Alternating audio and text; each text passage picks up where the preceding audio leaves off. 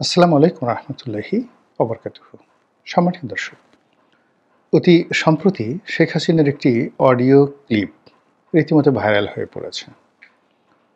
আওয়ামী লীগের জনৈক কর্মীর সঙ্গে কথা বলতে গিয়ে বা সেই কর্মীকে সান্ত্বনা দিতে গিয়ে তিনি একটা সময় আবেগ আপ্লুত হয়ে কেঁদে দিয়েছেন, কান্না করেছেন। তো তার সেই কান্না নিয়ে নানা জনে নানা ব্যঙ্গ করছেন। অনেক কথা বলার চেষ্টা করছেন যে তিনি ভয় পেয়ে গেছেন, মানসিক শক্তি হারিয়ে ফেলেছেন এবং এই যে আদালতে তার বিরুদ্ধে যে রায় হয়েছে, এই রায়, তার যে ফাঁসির আদেশ, এটি আওয়ামী লীগের মনোবল ভেঙে দিয়েছে এবং শেখ হাসিনা নিজেও বিষণ্ণতায় ভুগছেন এবং নিজেকে নিয়ন্ত্রণ করতে পারছেন না। এর বাইরে অনেকে বলার চেষ্টা করছেন যে শেখ হাসিনার চেহারা বা তার যে ফিজিক্যাল অ্যাপিয়ারেন্স, এটি নষ্ট হয়ে গেছে বিষণ্ণতায়, তারপর মানসিক চাপে, অবস্থার প্রেক্ষাপটে, এবং এই কারণে তিনি সরাসরি ভিডিও কোনো কনফারেন্সে আসছেন না এবং এখানে ভয়েস দিচ্ছেন। আবার আরেকটি পক্ষ বলার চেষ্টা করছেন যে আমরা যে সকল কথা শুনছি শেখ হাসিনার, সেই কথাগুলো আর্টিফিশিয়াল ইন্টেলিজেন্স দিয়ে তৈরি, অর্থাৎ শেখ হাসিনার বক্তব্য ঠিক আছে, তো তার বক্তব্য জড়িয়ে যায় এবং সেই বক্তব্যের ধারাবাহিকতা রক্ষা করার জন্য এটা এডিট করে এআইয়ের মাধ্যমে, আর্টিফিশিয়াল ইন্টেলিজেন্সের মাধ্যমে, অ্যাজ ইট ইজ শেখ হাসিনার যে আগের কথা, সেই আগের কথার একটা ধরন তৈরি করে জনগণকে শোনানো হচ্ছে। যেমন মানুষ বুড়ো হলে গেলে গলা কেঁপে কেঁপে কথা বলে, তারপরে ধরুন মানুষ রোগাক্রান্ত হলে, পক্ষাঘাতগ্রস্ত হলে তার কথাবার্তা জড়িয়ে যায়। 10টা কথা বলে 3টি ভালো স্পষ্টভাবে শোনা যায়, বাকিগুলো শোনা যায় না।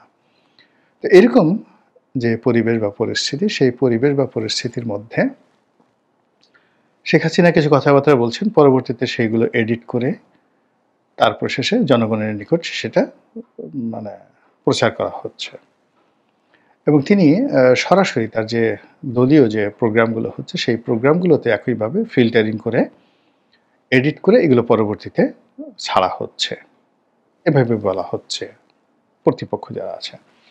এখন আমাদের দেশের যারা মানুষ, তারা এত টেকনিক্যাল বিষয়াদি বোঝে না বা জানে না, কোনটা এআই, কোনটা এআই নয়, কোনটা শেখ হাসিনার কণ্ঠ, কোনটা শেখ হাসিনার কণ্ঠ নয়।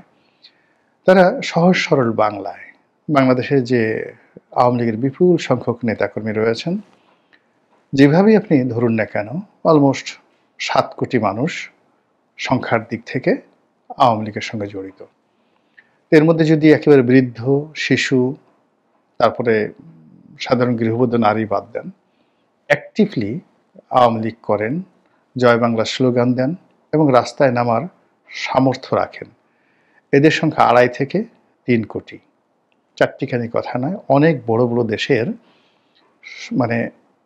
টোটাল যে মোট জনসংখ্যা, তার চেয়ে এই সংখ্যা বেশি, 7 কোটি অ্যাজ এ হোল। আর অ্যাক্টিভ, একেবারে অ্যাক্টিভ, যাদের বয়স 20 বছর থেকে 60 বছরের মধ্যে, শুধুমাত্র নারী এবং পুরুষ যারা রাস্তায় নামতে পারে, এদের সংখ্যা 2.5 থেকে 3 কোটি। তো এই বিপুল জনগোষ্ঠী বা জনসংখ্যার মধ্যে শেখ হাসিনার বক্তব্য কি ধরনের ক্রিয়া করে, প্রতিক্রিয়া করে, শেখ হাসিনার কান্না তার নেতাকর্মীদেরকে কিভাবে আহত করে, কিভাবে বিক্ষুব্ধ করে, তার একটা বাস্তব উদাহরণ আপনাকে দেব। এই যে আমরা শেখ হাসিনার কান্নাকে নিয়ে ঠাট্টা করছি, মস্কারা করছি, এটা হয়তো যারা ঠাট্টা মস্কারা করছেন তাদের খুব আনন্দ লাগছে যে না, শেখ হাসিনা শেষ হয়ে গেছে। কিন্তু এটা যে আওয়ামী লীগের মধ্যে কিভাবে বারুদের মতো ছড়িয়ে যেতে পারে, তার একটা একেবারে বাস্তব উদাহরণ আমি দেব। তার আগে বলে নেই যে ঘটনাটা কি। ঘটনা হলো, শেখ হাসিনার এই মামলার যে রায় হলো, সেই রায় নিয়ে তিনি আওয়ামী লীগের জনৈক কর্মীর সঙ্গে কথা বলছিলেন বা নেতার সঙ্গে কথা বলছিলেন। তো সে নেতা কাঁদছিলেন যে আপা কি হবে, স্বাভাবিকভাবে যে আপনার তো এরকম একটা রায় হয়ে গেল। তো তিনি সান্ত্বনা দিচ্ছিলেন খুব দৃঢ়তার সঙ্গে যে এ সমস্ত কি, ওসব রায় ঠায় কিছুই হবে না। উল্টো তিনি হুমকি দিচ্ছিলেন যে আগামীতে আমি ক্ষমতায় এসে আমার বিরুদ্ধে যারা রায় দিয়েছেন এটা করবো ওটা করবো ইত্যাদি ইত্যাদি ইত্যাদি।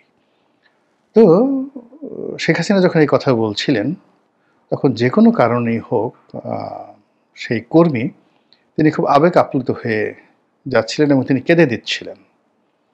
তো তার সেই কান্নার কারণে সেই কান্নার যে রিদমটি বা কান্নার যে ভাইব্রেশনটা এটা শেখ হাসিনার ওখানে গিয়ে পৌঁছে। তো তিনি সেখানে কথা বলতে যান যে দেখো তোমরা বিপদে আছো, আমরা বুঝতে পারছি, তোমাদের কষ্ট লাগছে, তাও বুঝতে পারছি, ক্ষমতা হারিয়েছ, আমার বিরুদ্ধে এরকম রায় হলো, এটা তোমাদের কষ্ট লাগছে, কিন্তু তার সঙ্গে সঙ্গে আমার বিষয়টা তো তোমাদের বুঝতে হবে। আমার যে বয়স, এই বয়সে তোমাদেরকে ছেড়ে এসেছি, সারাটা জীবন আমি তোমাদেরকে নিয়ে থেকেছি। আমার জন্য অন্ন, বস্ত্র, বাসস্থান যেভাবে মৌলিক, তেমনি দলের যারা নেতাকর্মী, মানে উনি ঠিক এইভাবে বলেননি, এটা হলো মূলত যে শেখ হাসিনার জন্য, ইভেন বেগম খালেদা জিয়ার জন্য অন্ন, বস্ত্র, বাসস্থান, চিকিৎসা যতটা না গুরুত্বপূর্ণ, ঠিক তদ্রূপ রাজনীতি এবং রাজনৈতিক নেতাকর্মীদের সান্নিধ্য তাদের কাছে তদ্রূপ গুরুত্বপূর্ণ। দেখেন বেগম জিয়ার হাত বাঁকা হয়ে গেছে, তারপর তিনি ইংল্যান্ডে ছেলে মেয়ে নাতি তাদের সঙ্গে আরামে আয়েসে থাকতে পারতেন, কিন্তু তিনি বাংলাদেশে চলে এসেছেন, হুইল চেয়ারে করে তিনি ঘুরে বেড়াচ্ছেন। তো এটা এই রাজনীতিটা তার অঙ্গ প্রত্যঙ্গ, শরীর, ডিএনএ, রক্ত মাংসের অস্থিমজ্জার সঙ্গে যেভাবে মিশে গেছে, শেখ হাসিনার ক্ষেত্রে এটা আরও বেশি। এর কারণ হলো শেখ হাসিনার যে রাজনীতি, তিনি দ্বিতীয় জেনারেশনের, তার বাবার সুবাদে তার জন্মটাই হয়েছে রাজনৈতিক পরিমণ্ডলে। ফলে বেগম জিয়ার রাজনীতির যে অভিলাষ, ভালো লাগা, মন্দ লাগা, ইচ্ছা অনিচ্ছা, তার সঙ্গে যদি শেখ হাসিনার তুলনা করেন, এটা শেখ হাসিনাকে আপনি অন্তত পক্ষে মানে বেগম জিয়ার ডবল দিতে হবে। ২ নম্বর হলো যে এই রাজনীতির জন্য যদি স্যাক্রিফাইস ধরেন, সেই স্যাক্রিফাইস, দুর্ভোগ, দুর্দশা বেগম জিয়ার চাইতে শেখ হাসিনার মানে আরও 10 টাইমস। এই রাজনীতির কারণে বেগম জিয়া তার স্বামীকে হারিয়েছেন, তার সন্তানকে হারিয়েছেন, আর শেখ হাসিনা তার পুরো পরিবারকে, বাবা, ভাই, আত্মীয় স্বজন সবাইকে হারিয়েছেন।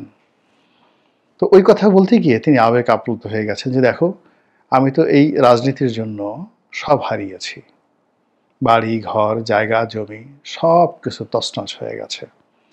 এই কথা বলতে গিয়ে তিনি আবেগ আপ্লুত হয়েছেন এবং কেঁদেছেন, এবং এটা নিয়ে প্রতিপক্ষ ঠাট্টা এবং মস্করা করছে। এই হলো কাহিনী।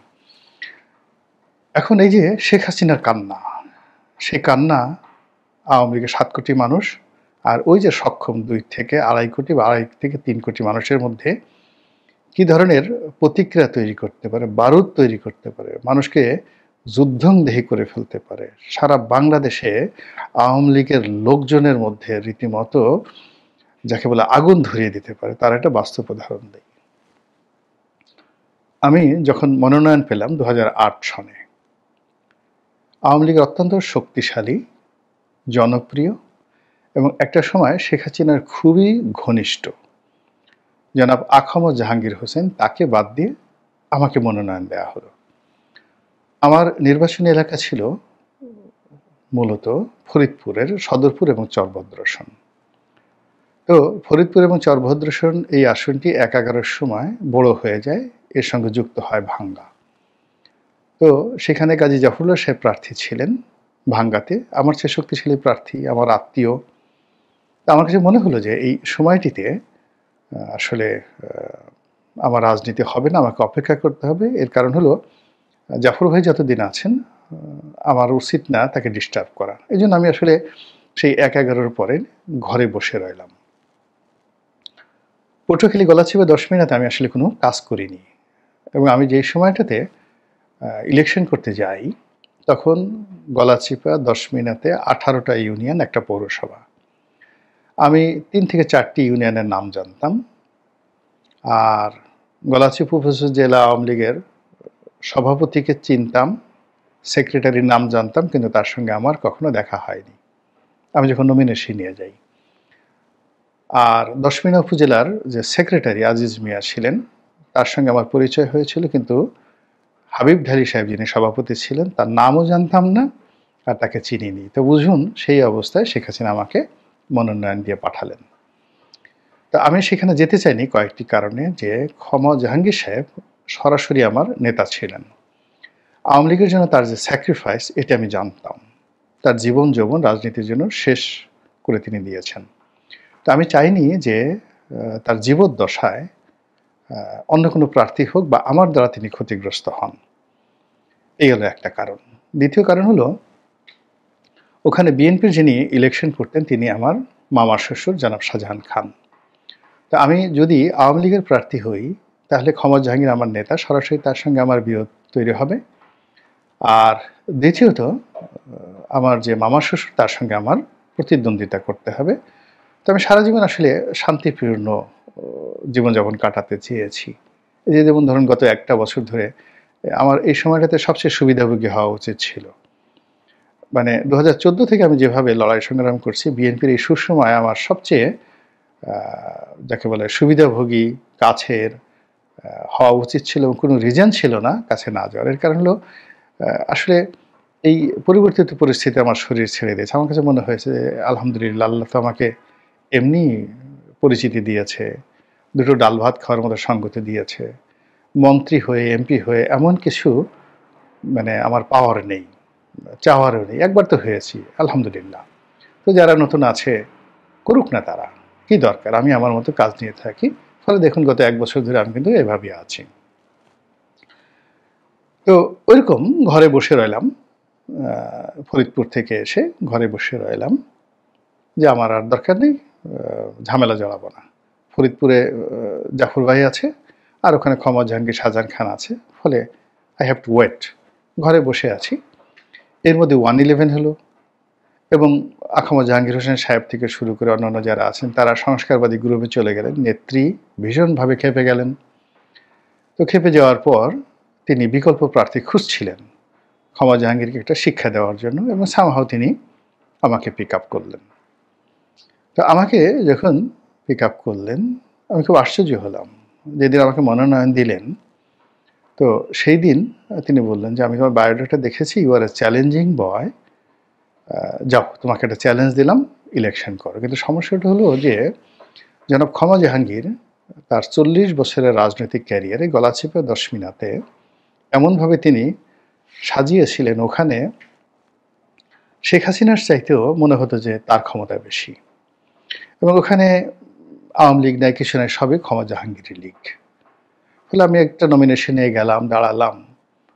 ওখানে আমাকে মানে ঢোকার মতো কোনো অবস্থা ছিল না।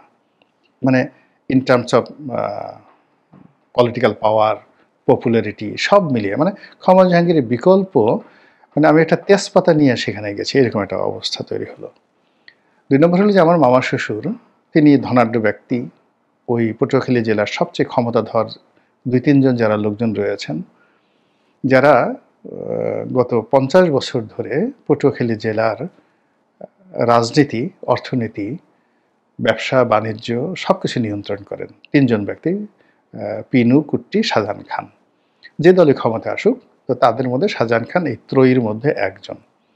এখন মিস্টার পিনু উনি পৌরসভার মেয়র, কুট্টি সরকার সবচেয়ে বড় ব্যবসায়ী, এবং এখন এই বর্তমানে অ্যাট দিস মোমেন্টে পটুয়াখালী জেলা বিএনপির সভাপতি। তো এই একটা ঝামেলার মধ্যে আমি আসলে জড়াতে চাচ্ছিলাম না, কিন্তু শেখ হাসিনা সেখানে দিলেন। তো আমি গিয়ে এত বিপদের মধ্যে পড়লাম, আমার কাছে মনে হলো ছেড়ে দে মা, কেঁদে বাঁচি, যে এখান থেকে পালাতে পারলে আমি বাঁচি। একটা লোক আমার সাথে আসে না, কেউ বিশ্বাসই করেন আমি মনোনয়ন পেয়েছি, বাচ্চা ছেলে, কোত্থেকে আসলাম, ইত্যাদি ইত্যাদি। সারাদিন শুধু আল্লাহ বিল্লাহ করি। আর এদিকে মনোনয়ন পরিবর্তন করার জন্য শেখ হাসিনার বাসার সামনে সেই কাফনের কাপড় পরে জাহাঙ্গীর সাহেব, তার যারা লোকজন রয়েছেন, তারা মানে কয়েকশো লোক দিন রাত সেখানে মানে অনশন শুরু করে দিলেন। এবং গলাচিপার এবং দশমিনার যত শীর্ষ নেতৃবৃন্দ আছেন, প্রেসিডেন্ট, সেক্রেটারি, সবাই তখন সুধা সদনের সামনে বিপ্লব করছেন, আমি গলাচিপাতে। এর মধ্যে হঠাৎ কি ঘটলো দেখলাম যে গলাচিপার যে সকল নেতৃবৃন্দ কাফনের কাপড় পরে ঘোরাফেরা করছিলেন ওখানে, তারা সবাই গলাচিপে উপস্থিত এবং সবাই আমার পক্ষে নেমে গেলেন। নির্বাচনের মাঠ আমার পক্ষে চলে আসলো। তা আমি গলাচিপা সেই যে আওয়ামী লীগের সেক্রেটারি, তিনি মারা গেছেন, গোলাম মোস্তফা টিটু, তাকে জিজ্ঞাসা করলাম যে টিটু ভাই, ঘটনাটা কি? তখন তিনি বললেন যে আমরা যখন বিপ্লব করছিলাম তখন তিনি আমাদেরকে ডেকে নিলেন, সবাইকে যে ভিতরে আসো। আমরা গেলাম, বসতে বললেন। তারপর তিনি বললেন যে তোমরা ক্ষমা জাহাঙ্গীরের জন্য, তার মনোনয়নের জন্য দাবি করতেছ, ঘটনা ঠিক? বলে হ্যাঁ ঠিক। এখন বলো, আমাকে বেশি ভালোবাসো না ক্ষমা জাহাঙ্গীরকে বেশি ভালোবাসো? তো তারা বললো যে আপনাকে বেশি ভালোবাসি। তো বললো তাহলে আমার কাহিনী শোনো। আমি ক্ষমা জাহাঙ্গীরকে কত ভালোবাসতাম, ওর লেখাপড়া খরচ আমি দিয়েছি, ওর সংসার চালানোর খরচ আমি দিয়েছি, ওকে বিয়ে করিয়েছি আমি, ওর মেয়ের একটা চোখ নষ্ট ছিল, আমি অপারেশন করিয়েছি, তারপর ছাত্রলীগের সেক্রেটারি বানিয়েছি, আওয়ামী লীগের সহদপ্তর সম্পাদক বানিয়েছি, এবং সবসময় আমার কাছের লোক হিসাবে তাকে গত তিনটি নির্বাচনে মনোনয়ন দিয়ে, দুটো নির্বাচন, 2বার সে এমপি হয়েছে এবং আমি তাকে মন্ত্রী বানিয়েছি। রাস্তার ছেলে, সারা দুনিয়া উল্টে যেতে পারে, সারা দুনিয়ার মানুষ আমার বিরুদ্ধে যেতে পারে, তোমরা বলো তো ক্ষমা জাহাঙ্গীর আমার মৃত্যু চাইতে পারে? 1-11 সময় আমি যখন জেলে, তখন আমাকে মেরে সেখানে সংস্কারবাদী লোকদেরকে নেতা বানানোর জন্য যে চক্রান্ত করা হয়েছে, তার শীর্ষ লোক হিসাবে ক্ষমা জাহাঙ্গীর ছিল। এই কথা বলে শেখ হাসিনা সেই গলাচিপার অঝরের নেতাকর্মীদের সামনে অঝরে কান্না শুরু করলেন। প্রত্যেকটা নেতাকর্মী মুহূর্তের মধ্যে চেঞ্জ হয়ে গেলেন, সবাই হাওমাও করে কান্না শুরু করলেন, সবাই নেত্রীর পা ধরে মাপ চাইলেন, আমাদের ভুল হয়ে গেছে, আর কখনো আমরা ক্ষমা জাহাঙ্গীরের নাম নেব না, আপনি যাকে মনোনয়ন দিয়েছেন আমরা তার পক্ষে আজকে থেকে কাজ করলাম, দিস ইজ শেখ হাসিনা।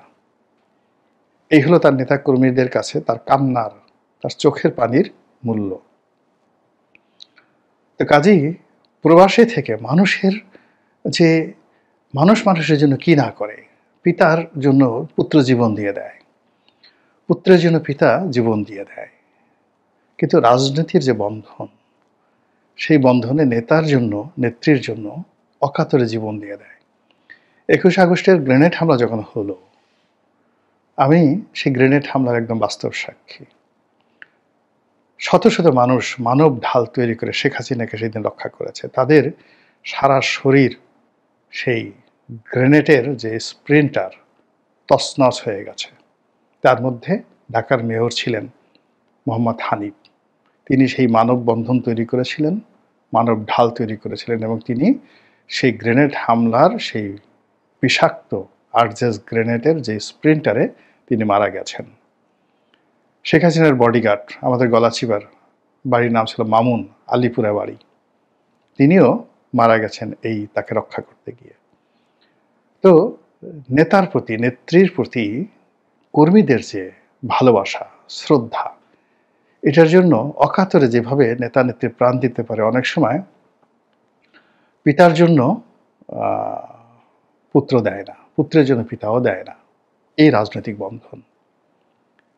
আমি গলাচিপাতে অনেকের সঙ্গে কাজ করেছি, আমার অনেক ক্রাইসিস গেছে, কিন্তু কিছু মানুষ গলাচিপে 10 মিনিটে যারা আমার যে অকাতরে জীবন দেওয়ার চেষ্টা করেছে, হয়তো তারা মরেনি, কিন্তু তারা চেষ্টা করেছেন। কাজেই আমি আমার নিজের ছেলে সন্তানের চাইতে ওই যে সকল নেতা কর্মী এখন আমার জন্য কাঁদে, প্রতিটি মুহূর্তে আমি তাদের জন্য কাঁদি, দোয়া করি, এটি রাজনীতির বন্ধন। তো সেই রাজনীতির বন্ধনের জায়গা থেকে শেখ হাসিনা ইজ ক্রাইং, তিনি কাঁদছেন। এই কান্না অভিনয় নয়, এই কান্না কাদের সিদ্দিকী যেভাবে সমালোচনা করে বলতেন যে শেখ হাসিনা খিলখিল করে হাসতে পারে, হাসতে হাসতে কাঁদতে পারে, কাঁদতে কাঁদতে আবার হাসতে পারে, অসাধারণ অভিনয় করার তার ক্ষমতা রয়েছে। এই কান্না, এই যে এখন যে কান্না কাঁদলেন, বা ওই যে ক্ষমা জাহাঙ্গীরের কথা স্মরণ করে তিনি যে কেঁদেছিলেন, এই কান্নার সঙ্গে অন্য কান্নার তুলনা করা যাবে না। কাজেই শেখ হাসিনা যারা বিরোধী পক্ষ খুব লাফাচ্ছেন, খুব আনন্দ উপভোগ করছেন, আত্মতৃপ্তি লাভ করছেন যে শেখ হাসিনার অশ্রু ঝরাতে পেরেছেন। এই অশ্রু নয়, এটি গোলা বারুদ। এটি যেন তেন গোলা বারুদ নয়, এটি পারমাণবিক গোলা বারুদ। কাজেই রাজনীতির কোনো বিষয় নিয়ে ছেলেখেলা করতে হয় না।